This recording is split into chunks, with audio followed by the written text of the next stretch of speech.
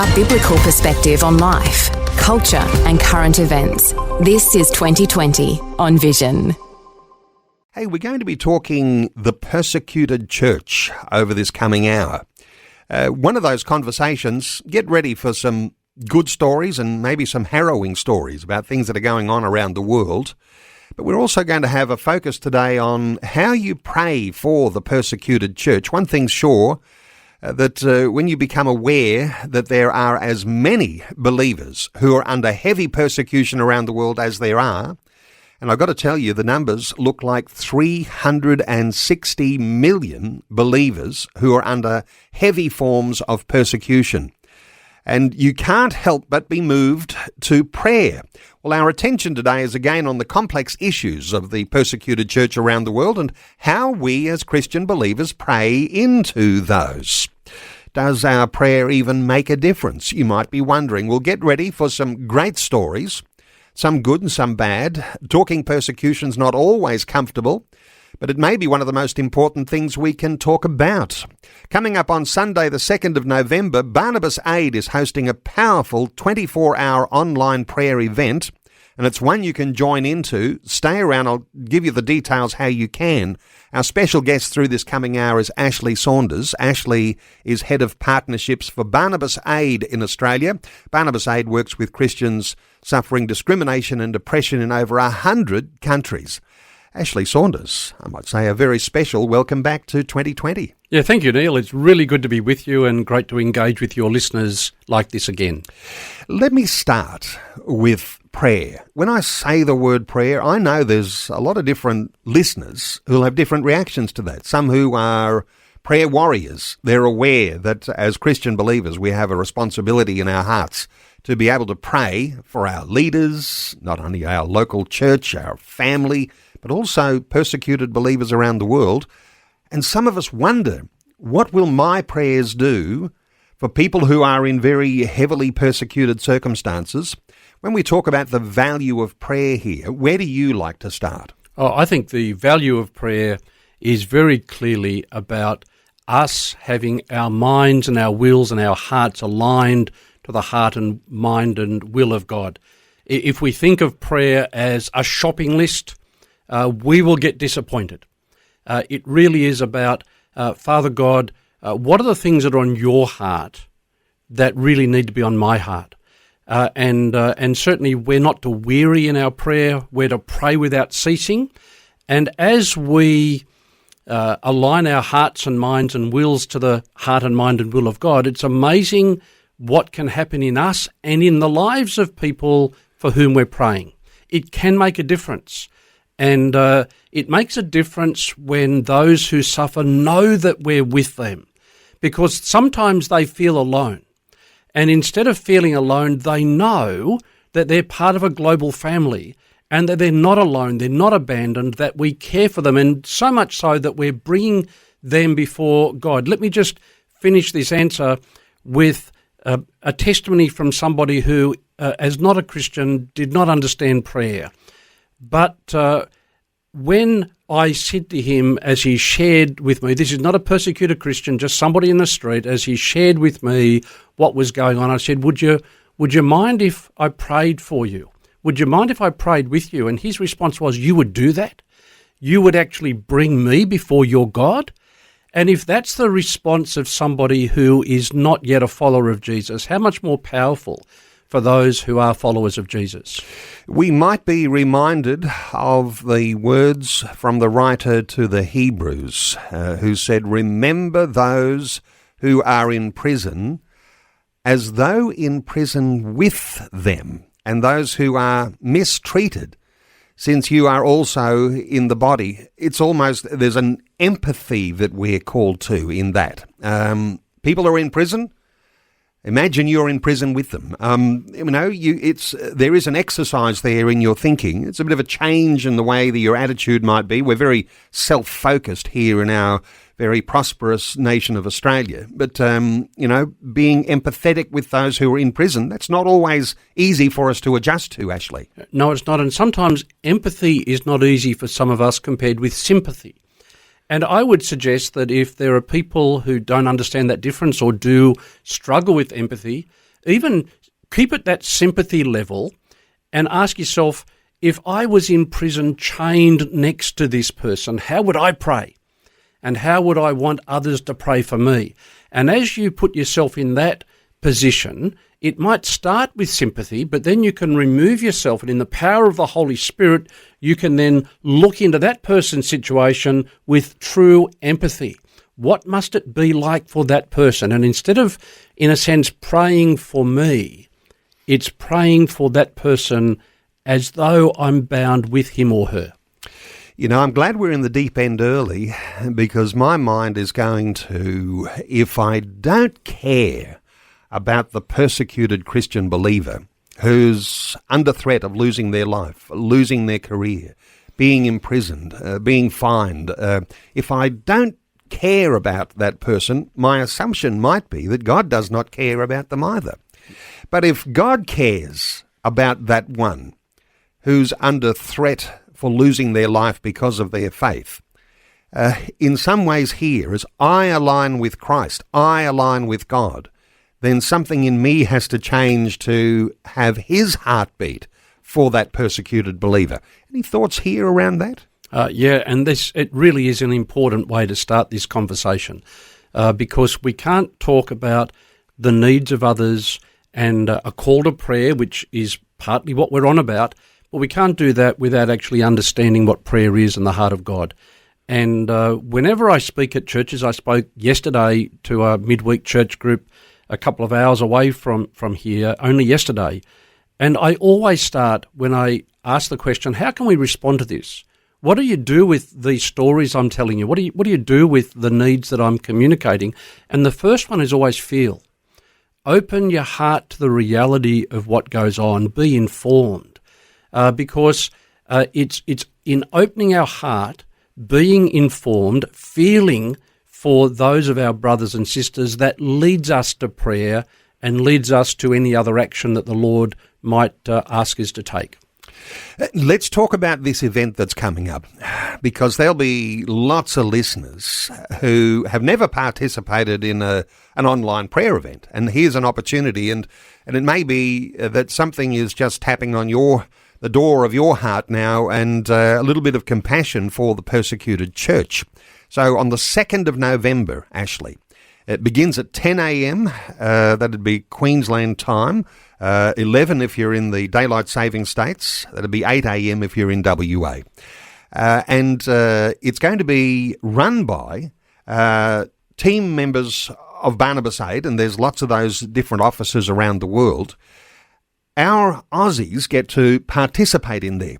Now, you're actually leading a part of that, 1 p.m. till 4 p.m. Queensland time on that day. So do you need some more Aussies to be, part of the cheer squad on the day as you're leading prayers? How does that all look like it's going to work?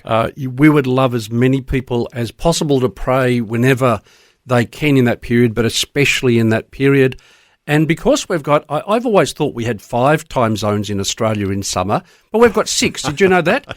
There's a small one called Australian Central Western Standard Time that's halfway between South Australia and Perth and has its own time zone for about 100 people. But leaving that time zone... I never ever acknowledge it, by the way.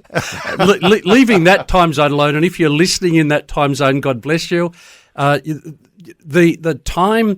starts at 8 o'clock in the morning in Perth, 11 o'clock in Australian Eastern Daylight Saving, 10 in Australia. You might say, why that time? Guess what? In Greenwich Mean Time, or UTC, it's midnight. And so the idea is that from Greenwich Mean Time, a whole 24 hours. And so for the first 3 hours, it's going to be led by our team in New Zealand. And then for the next 3 hours, it's going to be led by our team here in Australia, including myself.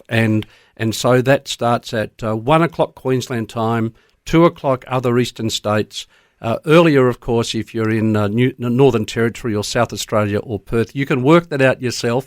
We could spend the whole hour going through our time zones, and it would be great. When you register, and we'll be sharing with listeners how you can do that, but when you register, you get a code, like a Zoom link. And when you do that, you can join at any time in that 24 hours. but we especially would love for Australians to be praying in that period, led by the Australian team. We'll have board members, we'll have other staff members in that 3-hour period from 1 p.m. to 4 p.m. Queensland time on Sunday the 2nd. And there are other offices, aren't there? And just to pause and just dig a little bit deeper, Barnabas Aid, so many listeners will be familiar with Barnabas Aid, one of the great organisations, supporters of the persecuted church around the world. But you've got offices, you mentioned New Zealand, but there's offices in Brazil, South Africa, UK, USA, and all active. And Portugal. Portugal, okay, all right, you've got some extra ones in there as well. Hey, you used to run a program called the Suffering Church Action Week, and but this year the big focus is on to this 24-hour prayer event. And for listeners, if you're wondering how do you get to be a part of that, I think the best place to start is obviously going to be barnabasaid.org to be able to register and be a part of that. Do you have to register, or can you just join in on the is it a Zoom program or something like that? How's it look? You need to register, because it's by registering that you get the link you will need to join the prayer meeting in that 24-hour period. You can use it once, you can use it twice, you can use it 3 times, but the only way you're going to get that link is to register. And so when you go to barnabasaid.org, one of the tabs at the top is Get Involved, and when you click on that, there's a drop-down menu. The very second item is International Day of Prayer. Click on that, and there's a place there very clearly where you can register. Hey, Ashley, when we talk persecution of Christian believers, persecution of believers is growing. I mean, for some, this is well, why is it growing? Why don't Christians just pull their head in? Because somehow or other they must be very loud with their faith, and that's getting under people's skin, and people are taking action, even violent action. The very fact that persecution is growing, is that an indicator that the church itself is flourishing? Yes, it is, and it really is a cause and effect. In some cases, the persecution is because of the growth of the church, and in other cases, the growth of the church happens in the face of persecution. It's a well-known saying that the blood of the martyrs is the seed of the church. And we're finding that in many places where Christians are persecuted for their faith, the church is growing. And listeners might think, maybe they just need to be a bit more quiet. The persecution, especially in parts of Africa, I'm going to think for a moment about the middle belt of Nigeria, it's not because they're doing anything other than going about their lives, and it's the sign of the cross that is what's offensive to the extremists who attack and kill them. Extremists and nations that are governed by certain ideologies, persecutors of the Christian church, sometimes we're very quick to say it's all Islamic persecution, isn't it? But our friends down at Open Doors, they'll tell us that the worst persecutors are those who are in North Korea. And that's not a Islamic state at all. So there's a lot of reasons why people would persecute the Christian church. And, whether it's a religious reason or a cultural reason, or I'm just trying to hold on to power here, there's lots of reasons, aren't there? Yes, and think Eritrea, where similarly there's an authoritarian regime that cracks down on Christians in a brutal way. And so I would hasten to think that there are religious reasons. There are other reasons. Sometimes the persecution is because of official government policy. Sometimes it's not official government policy, but it's their practice. Sometimes it's the existence of extremists that the government doesn't seem to be able to control, and sometimes it's the mob. And so I would like to think in many cases that it's something like what I would call ideological nationalism. And that is that if you're not this, you're not really one of us. So in North Korea, the Christian faith is offensive. In China, we as Christians don't see that we owe our ultimate allegiance to the government. We owe our ultimate allegiance to the Lord. And therefore, for an authoritarian regime like North Korea, like Eritrea, like China, the idea of having faith and therefore ultimate allegiance to someone above the government, that's dangerous and offensive. In some cases, it might be religious nationalism. In parts of India, it might be, in order to be an Indian in this state, you really need to be a Hindu. If you're not a Hindu, you're not one of us. In Myanmar, you need to be a Buddhist. If you're not a Buddhist, you're not really one of us. And on it goes. And, you know, it's a conversation for another day, really. But if you want peace and harmony in those nation states, when Christianity comes to a level of influential power, that's when peace and harmony can happen. It seems to be that only under a Christian regime does everybody get to live in peace and tolerate one another. But as you lose that Christian influence, other forces take over, and you've got people who are at loggerheads, and violence is the end product. Let's not go into this in depth here, but have you got a thought or two around that, Ashley? Because when Christian ideology, let's put it into the same sort of way we talk about other ideologies, but when Christian faith comes to influence, there's a huge effect. Yes, there is, and it transforms society. You know, my dad's Welsh, and I was in Wales during the 2004 when it was the centenary of the Welsh revival of 1904, and I read some books and heard some stories of some very old people. And what's amazing is that this transformed society. Police didn't have anything to do because there was so little crime. Judges were saying, well, what am I going to do with the rest of my day? There are no cases coming before me. Some of the hotels closed down because instead of workers going and wasting their money in the hotels, they were going home to their families. It transformed society. And that's what can happen. But that's also what's scary, and some others would think dangerous. I would like to think that these are the values that underpin society that has been transformed by Jesus are great values and godly values and loving values. Okay, let's talk some stories here. What comes to mind for you? Some of the things that come across your desk. You're hearing stories that are coming in from all over the world about the sometimes very disturbing persecution, people losing their lives, even en masse, under mass persecution and killings. What one comes to mind that might just typify the things that are going on persecution-wise around the world? Certainly one story from Nigeria, and this is a story from just a few months ago in the lead up to Easter. At a time when we in Australia were looking forward to Easter, for many Christians, they were anticipating violence, and it did happen in lots of places. In just one attack in one village in Nigeria in the few weeks leading up to Easter, over 100 Christians were killed in this mob attack. Wow. I want to tell you the story of Mary, who was in that village. And when the terrorists arrived, she pleaded with them, and they brushed her aside, and they shot dead her husband and 2 older sons. They turned their attention then to her 8-month-old baby boy. Can you imagine that? Mm-hmm. And she physically got in the way. And with a machete, they came down and they actually amputated her hand on the lower part of her right arm above her wrist. And because of the pain, she blacked out. And the nicest way, the most gentle way that I can say this is that when she came to, she saw that even her little baby had been killed. Oh, right. And so Mary, in an instant, went from being a mother and a wife to being a childless widow. And I think only the women who are listening to this program today would understand the gravity of that. So often you can find your identity in those relationships.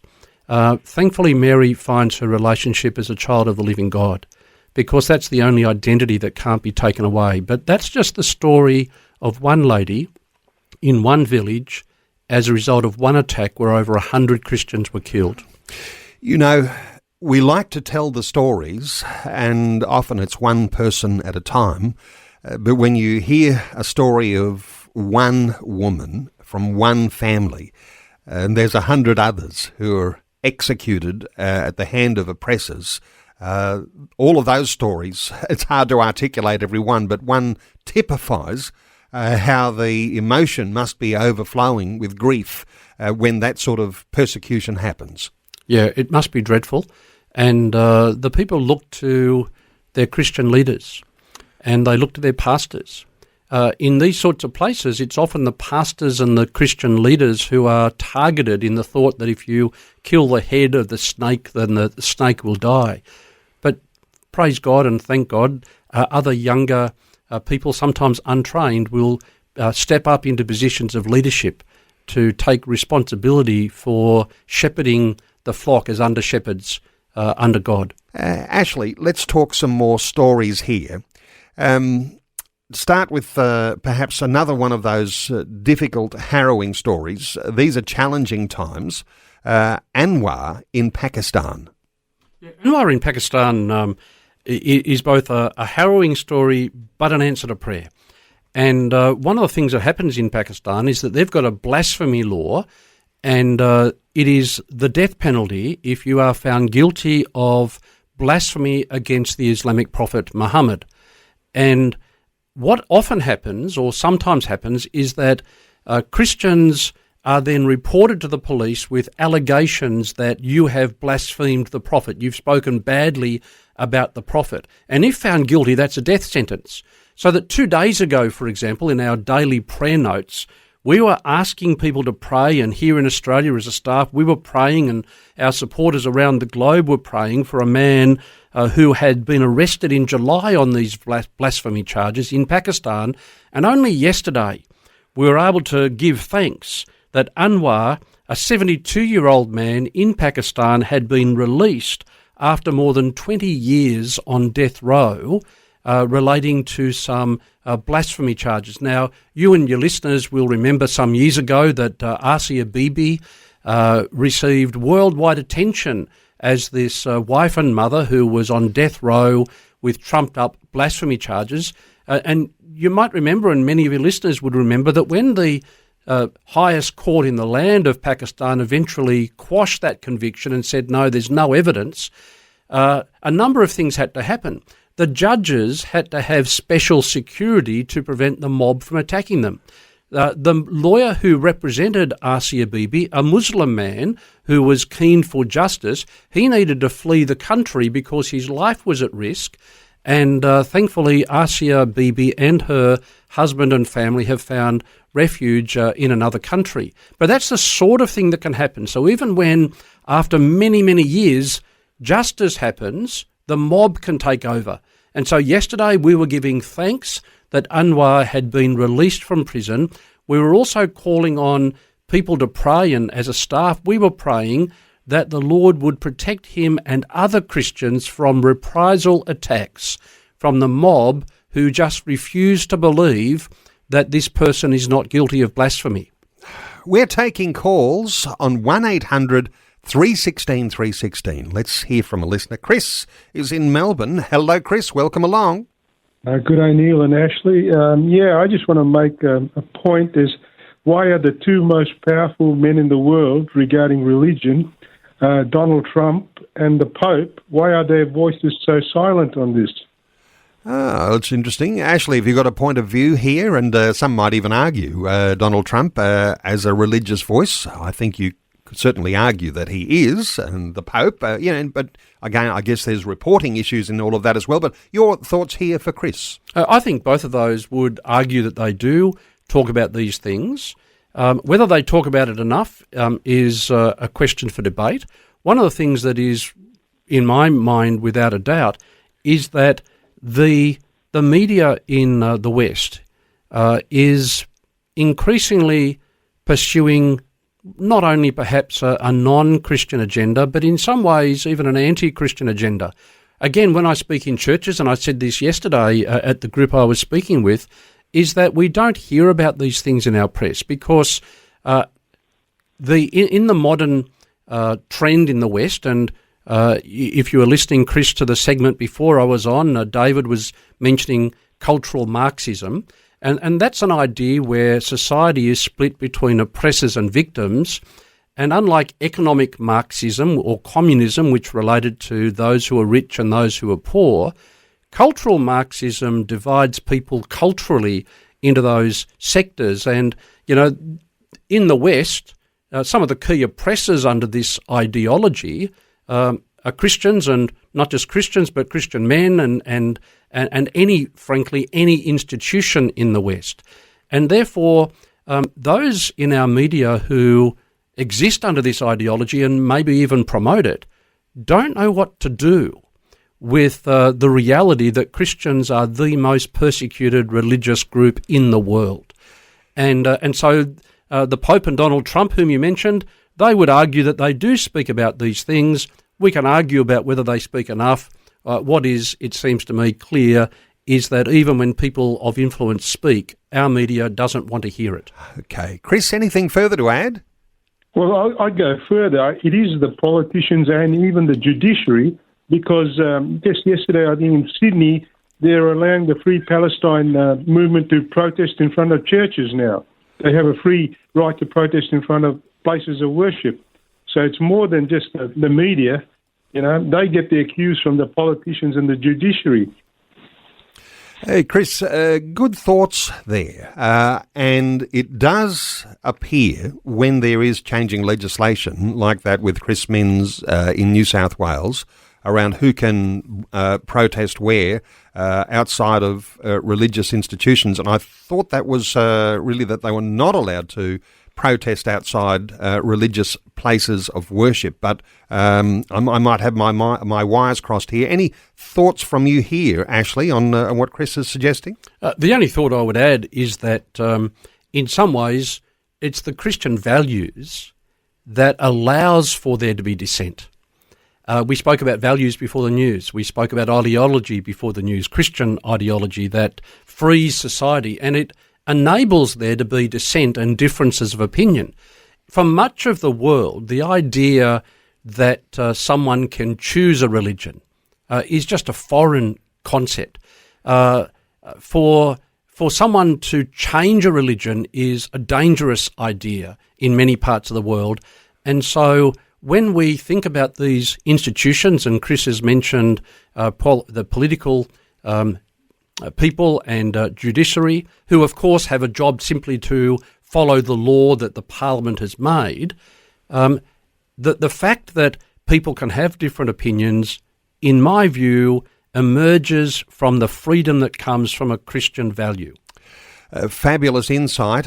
Chris in Melbourne, thank you so much for your insight.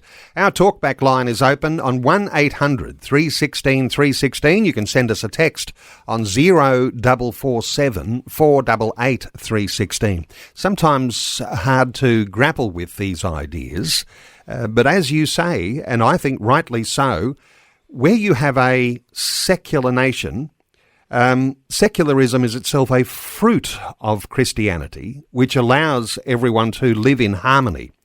Where that goes awry is that when the secularism becomes its own form of religious ideology, as it does appear to have done here in Australia too, that you have secularism then oppressing Christianity. But secularism, when it's benign and when it's neutral, it actually is a wonderful fruit of Christianity, and that's something we perhaps need to try and reattain. And I can imagine some of your listeners perhaps even shouting at the radio saying, what does secular mean? Because even the word secular has changed its meaning over the years, and so originally that was applied to those people of religion who operated outside the church building in the community, as opposed to those who operated within the cloister. And so secularism was really about being involved in the community as a ministry, as an outreach, as a service to community. But now the word has basically become the antithesis of religion. And so how you use words changes, and we've seen that over the years, haven't we, as we've been talking about different things here in Australia, that the way you use words has changed. And we as Christians need to be careful about the words we use, but also sometimes need to explain the words we use, because love, for example, no longer means what Jesus meant when he talked about love. And yet I guess we've got to be able to use the words and explain the words so that people understand where that context is coming from. If we're coming from places of objective truth that might be based on a scriptural truth that comes straight from the heart of God, then we need to be able to articulate how that truth looks. Yes, there's some big things around words. Hey, Anne has sent us a text, a little bit just more a statement here. Anne is saying, do you know of Christian faith ministries in Jos, Nigeria, that are part supported by Voice of the Martyrs, Australian CEOs? And I think that's an organisation that Anne might be speaking from. There's a bunch of great organisations that support the persecuted church. We're talking to you today, Barnabas Aid. There are a lot of organisations working together supporting the persecuted church, Ashley. Yes, there are, and thank God for that, because it's needed. The incidence of persecution is increasing, and so I will say, bless any ministry that has the suffering church, the persecuted church, as their heart. For us, we take as our theme, so to speak, Galatians 6:10. Paul, in that passage, is writing to the church in Galatia and says, as we have opportunity, let us do good to all people. And I'll just pause there to acknowledge that there are many Christian organisations who do that, but we have a special calling on our ministry to the second part of that verse, and there are other organisations that do as well, and where Paul says, especially to those who belong to the family of believers. That is our brothers and sisters in Christ. And so that's our special calling, and I pray the Lord's richest blessing on all ministries who have that as their calling. Hey, something special about your organisation. You've in fact begun to include people who've come from the persecuted church in their various nations around the world, and including them in your team, helping to coordinate various ones to be interested in and be prayerful for and to support the persecuted church. I had one of your team on not that long ago. Her name was Milad, but there's even more now joining your team here. Yes, that's right. So for those who don't know Milad's story, Milad is a lady from Iraq, and part of her story is to have been born into a Christian family, to have come to faith at a young age, and to have experienced persecution even at school, even before the rise of ISIS, but then to live as a Christian under ISIS, to have to relocate from her home from Baghdad to Nineveh, then to need to leave Iraq totally. The loss of homes, the loss of a whole lot of things is part of her story. She's the New South Wales coordinator. If anybody is listening in New South Wales, we'd love for you to engage with Milad and to enable her to engage with you. We also have in South Australia, as our administration manager for the Australian office, a lady called Karishma, who is an Indian lady who came to Christ out of Hinduism in India.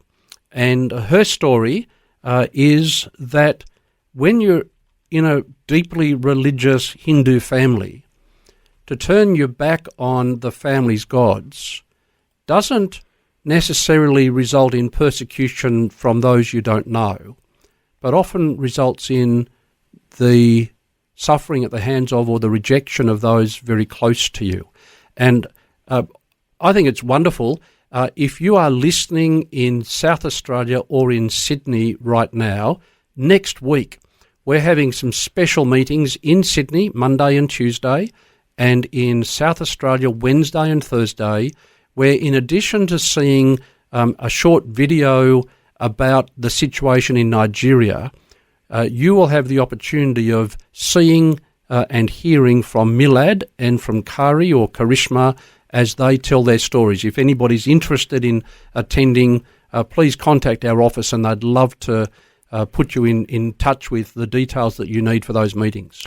Hey, come back to some of the stories. I noticed on your website, when you go to the Barnabas Aid website, stories coming out of Congo. Islamists have claimed the killing of another 40 Christians in multiple attacks in northeastern Democratic Republic of Congo. If you want to keep up with stories that are going on, Your website has a bunch of stories on there too, just to keep in touch with why it's so important to be in prayer for the persecuted church. I don't know whether you know anything much more about that one in Congo.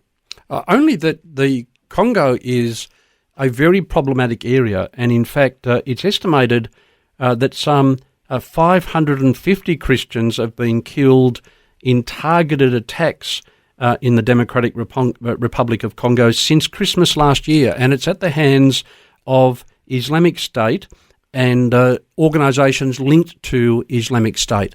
And this is one of those situations where it's not government oppression, but where governments seem impotent at keeping the terrorists and the extremists at bay. You know, even in Uganda, Uganda is a country where the vast majority of people acknowledge themselves to be Christians.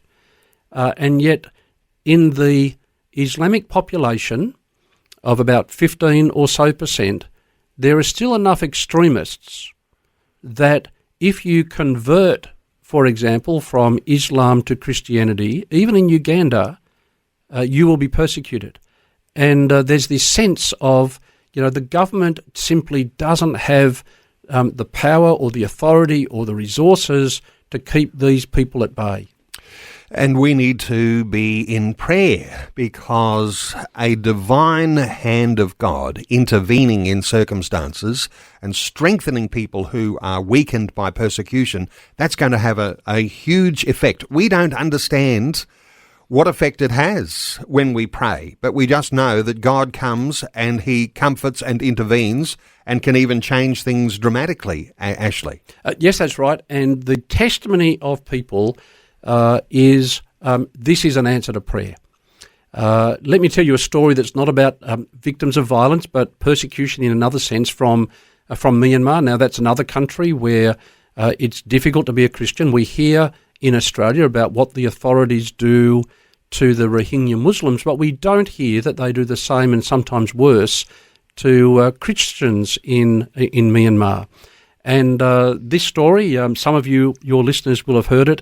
A man called Meng, that's what we're calling him. He needs his identity to be protected. He's a man in his mid-80s and came to faith as a teenager.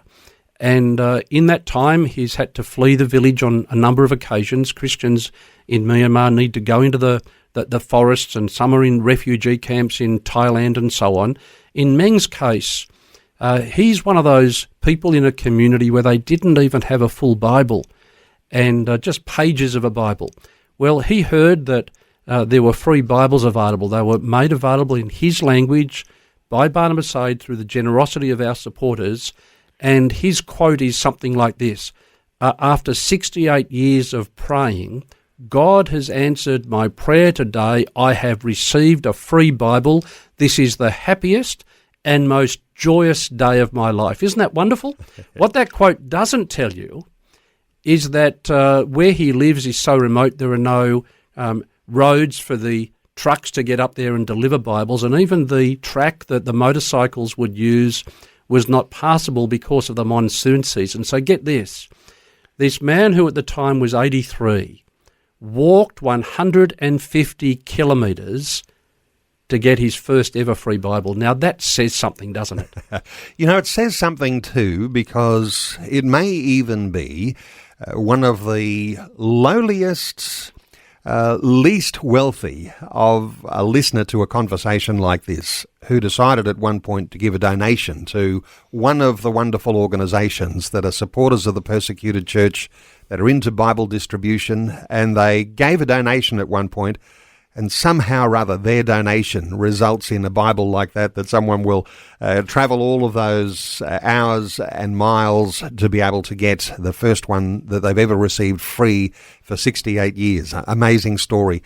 Hey, we've run out of time. The International Day of Prayer for the Persecuted Church is coming up. 2nd of November, a 24-hour event.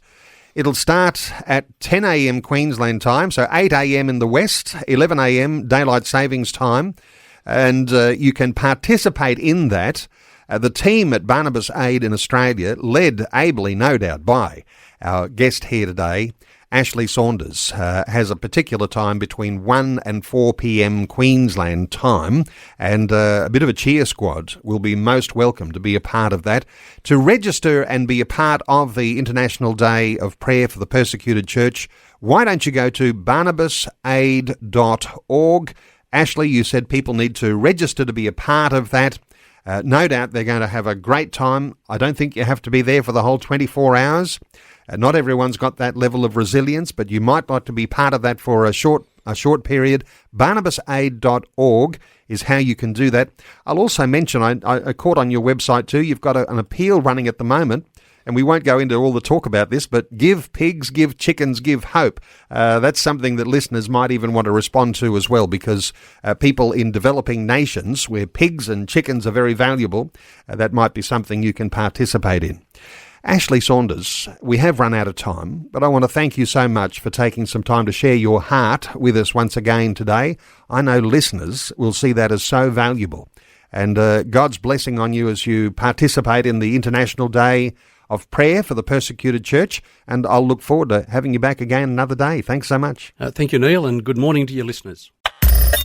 Thanks for taking time to listen to this audio on demand from Vision Christian Media. To find out more about us, go to vision.org.au.